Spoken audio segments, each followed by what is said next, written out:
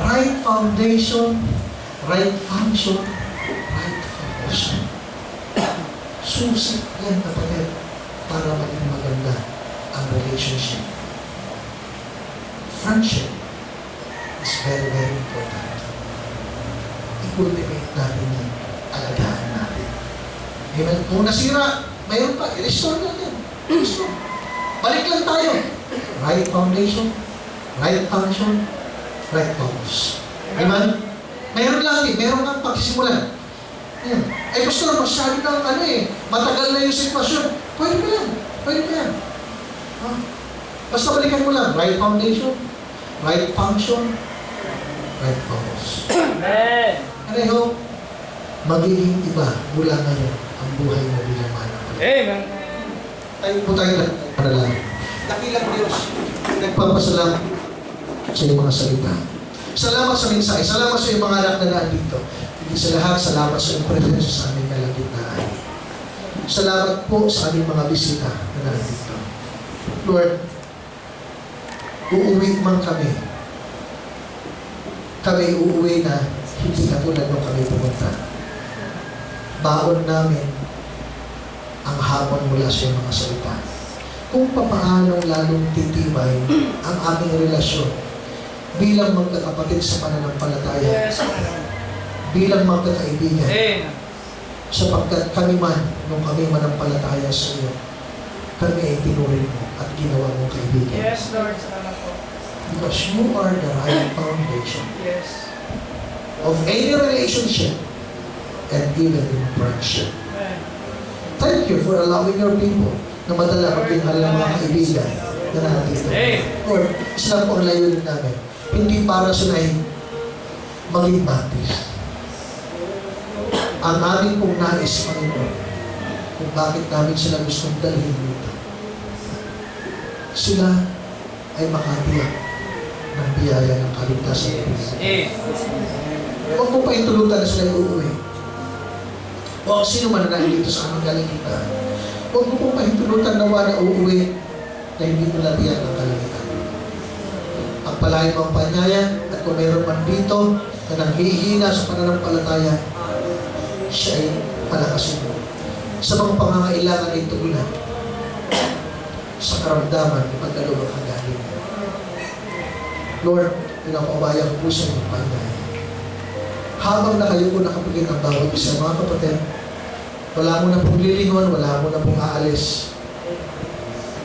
Habang na kayo po nakapigil. Sa amin po mga panauhin na dito ngayon, ito lamang po ang aking tanong sa inyo.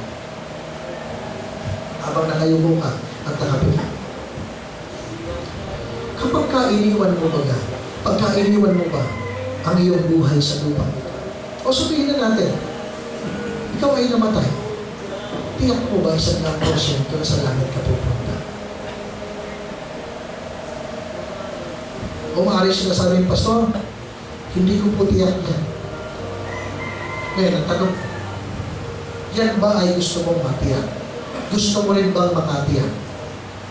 Pastor, yan ang gusto mong matiyak. Wala po kayo ibang gagawin. Ang kailangan nyo lamang po, habang nakayo mo kayo nakapikit, itaas ang inyong kanang kamay. I will pray for you. Meron po ba? Sa aming kalalitan, mga kaibigan po namin, may mga nagtaas na salamat po. You are not yet sure of heaven. Habang nakayo po kayo nakapikit. Sige po. Pastor, please pray for me. Gusto ko pong matiyak ang kalangitan. Gusto ko pong maligtas. Sige po. Pakatias po ang kanang kamay. Meron po ba? Isa, dalawa, tatlo, apat, lima. Amen. Oh, praise God for that. Thank you very much. I will pray for you. Thank you po. Pakibaba na po ang kamay. Salamat po. May mga nagtaas ng kanilang kamay. Pastor, gusto ko pong maging maayos ang aking buhay, ang aking family, ang aming relasyon mag-asawa. Pastor, gusto ko pong maging maayos ang aking relationship sa ating mga magulang at sa buong pamilya. Mabuild namin yung friendly relationships. Pwede niyo po ba, Pastor, na kami ipag-pray? Yes. I am more than willing to do that. Will you raise your hand if that is your prayer? Meron ba? Yes, thank you for that. God bless you. God bless you. Thank you. Thank you. Pakibaba na po. Maraming salamat. I feel this and toes at the back. Okay, man. para sa mga nagtaas ng kamay at ng desire ninyo na nais ninyo makatiyak ng langit. Yung desire ninyo, nagtaas kayo ng kamay, nais ninyo matiyak ang kalangitan. Nagtaas kayo ng kamay. Maaaring po ba kayo anyayahan dito sa harapan? Samahan ninyo ako sa panalangin dito. Yamang ang desire ko, ipag-pray kayo. Sige po, dito po. Huwag po kayo mahiya. Sige po. Habang nakayuko po ang bawat isa nakapikit. Sige po. You are not sure of heaven. Di nyo tiyak ang langit. Di pa kayo saved. At gusto mo makatiyak ng kalangitan. Nagtaas kayo ng kamay. Sige po. Huwag po kayo mahiya. Opo. Sige po. Sige po. Huwag po kayo mahiya. Sige po. Lapit pa po. Banda pa po dito sa harapan. At sige pa para makalapit. Sige po. Huwag po kayo mahiya. Pastor ako po. Gusto ko po yung matiyak. Hindi ko po tiyak. Amen. Okay, amen. Sige po yun. Sige po, huwag po kayo ngayon. Magpipray po tayo. Okay? Amen, mga kapatid, habang kayo na andyan, magpray nyo rin po sila. Amen. Okay? Ano pa po ba? Mga nagtaas ng kamay, na gusto makatiyak ng langit. Sige po, dito po. Okay? Kung wala na, lahat po kayo, sunod po kayo sa panalangin. Sabihin niyo po ito ng buong puso sa Panginoon. Habang ako'y nananalangin, yung sinasabi ko po, sasabihin niya ng buong puso para sa Panginoon. Okay? Ito po at pikit tayo manalangin. Panginoon, maraming salamat po sa iyong mga salita na aking mong narinig. Salamat po sapagkat ako ay iyong minahal. Pinahalagahan. Tinubos mo ang aking mga kasalanan. Kung ikaw ay namatay sa krus ng Kalbaryo, binayaran mo ito. At ngayon po, ako'y lumalapit sa iyo na nagpapakumbaba, humihingi ng kapatawaran sa aking mga pagkukulang at mga kasalanan. Pinagsisisihan ko po ito. At ikaw po ay sinasampalatayan. Buong puso ako nagtitiwala sa iyo bilang aking Panginoon at tagapagligtas. Ikaw ang nangako na katulad ko na nagsisi at nanampalataya ay iyong ililigtas.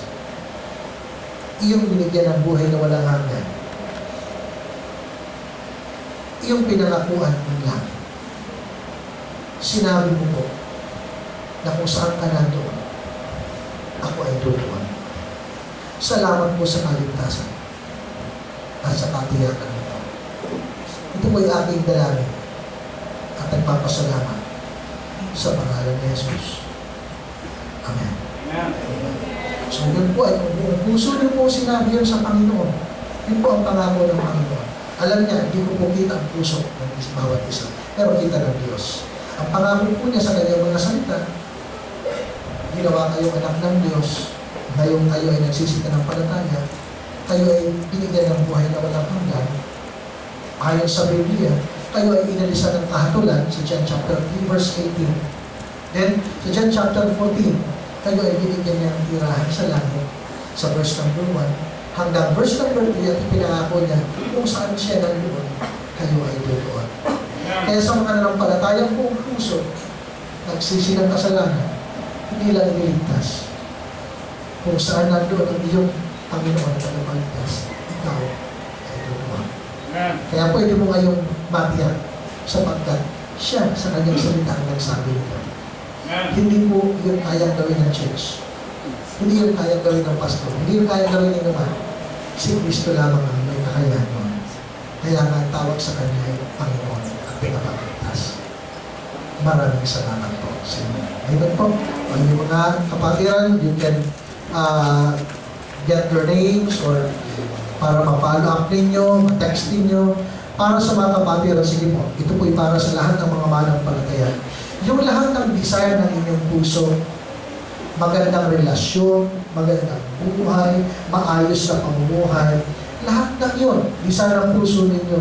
Walang ibang lugar para inyong ipanalangin at sabihin nyo, dito po sa altar ng panalangin. Bakit hindi po kayo lumapit naman sa Panginoon? Panginoon, nandito po. You can use even up here. You can go even dito sa taas.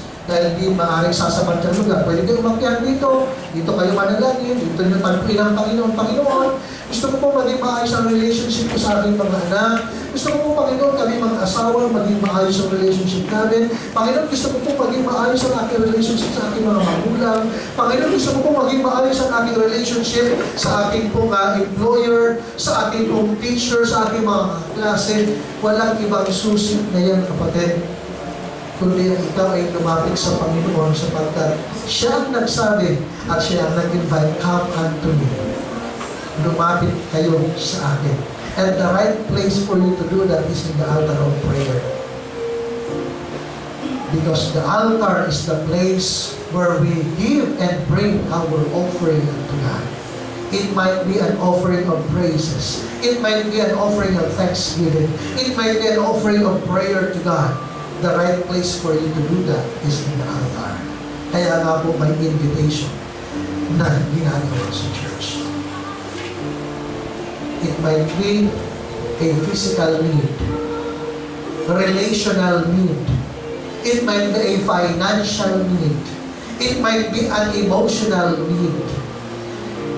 We believe and we know that God has all the power to give you the provision of all those needs that you have. Ang kailangan mo lang, kapatid, ilapit yan sa Panginoon. Lord, pinapanalangin ko ang aking mga anak. Lord, pinapanalangin ko ang aking asawa. Lord, pinapanalangin ko po ang aking pong sarili na magampanan ko ang aking responsibility. Bilang asawa, bilang anak, bilang empleyado, bilang miyembro, na matagpuan niyo po, Panginoon, ang bawat isa na naandito, O Diyos, akin pong hinihiling sa iyong bugtong na anak na sa Jesus. I-extend po ang kanyang mapagpalang kamay sa iyong mga anak. Tatagpuin sila sa kanilang mga inilalapit sa iyo. Panginoon, I really acknowledge what your word has said. Without you, I can do nothing. We can do nothing, Lord. Thank you because all things belongs to you. All the power belongs to you. That's why I ask and pray, Panginoon, in the name of your Son, Jesus Christ, na i-extend mo po ang iyong biyaya, habag at pagpapala sa desire ng puso ng iyong mga anak na nandito ngayon sa harapan. Hindi ko alam, hindi ko batid ang nilalaman ng kanilang puso ngayon. Salamat sapagkat lahat ng ito ay alam niyo. Kaya inilalapit ko, kasama ako ng iyong mga anak ngayon. Katulad ng mga kaibigan po namin, kanina na sila atin, Panginoon, salamat sa pagliligtas mo sa kanila. Salamat, Panginoon, sa mga kapatiran na nagdala sa kanila. Salamat po, Diyos, binigyan mo sila ng courage para alamin at para tanggapin ang biyaya ng kaligtasan na pinagkakaloob. At salamat sapagkat sila iniligtas mo. Nawa sila'y magpatuloy upang sila'y lumago. Nawa sila'y magpatuloy sa iyong salita, sa pagbabasa, sa pakikinig, sa pag-aaral. At salamat sa nawa sila'y magpatuloy maging sa iglesia ito. Because the thing that what we are doing here, Panginoon, ay ang mangaral, magturo para sa kalalago ng bawat pananampalataya. Gamitin mo ang pastor ng iglesia nito. Patuloy na ingatan ang kanyang kalusugan at sa mga karamdaman na meron siya ipagkalugpong kagalingan. Magiging sa kanyang pangangailangan tutugunan. Sa mga kalungkutan, ipag-comfort mo siya, Panginoon. At ang bawat bahagi ng ministeryo ng iglesia ito, pagyamanin at pagpalain lahat ng mga pagpapagal sa iyo habang sila nagtatapat at sumusunod sa iyong kalooban. Lalo mong palaguin sa pananampalataya ng iyong mga anak at sa mga pangangailangan nila sila itutugunan. Salamat po at kiniklaim namin ang tagumpay. Tugon ang aming hiling at dalangin sapagkat ang aming dalangin at hingin sa pangalan para pula ng Panginoon Jesucristo. Amen. Sa mapagpala at magandang bago po sa inyo lahat.